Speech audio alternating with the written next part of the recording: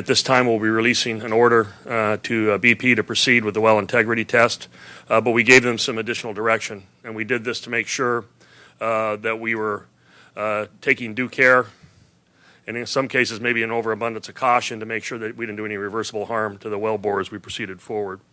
We're going to be watching very closely the pressure readings.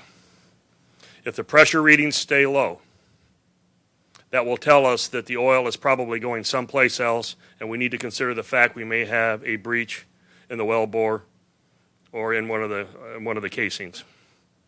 If that is the case and we have very low pressure readings for about 3 hours, we will probably stop at that point. That will be the assumption, and we will go into production, bring everything back online so we minimize the amount of oil that's going into the environment, and we will assess the results of that test. That will also tell us and give us more information about what we will need to do ultimately with the relief wells down below when we try to start to pump mud in and cement to finally kill the well.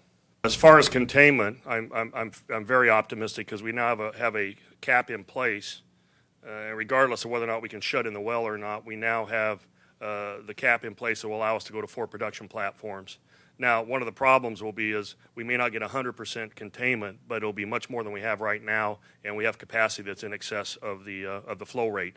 So this is good news. It would be terrific news if we could shut in the well, but I don't think we can say that. I think it needs to be an overabundance of caution, and I don't want to get anybody's hopes up that we can shut this well in until we get the empirical pressure readings that we need to have, do a seismic survey of the seafloor, and try and understand as well as we can the condition of the wellbore and the casings.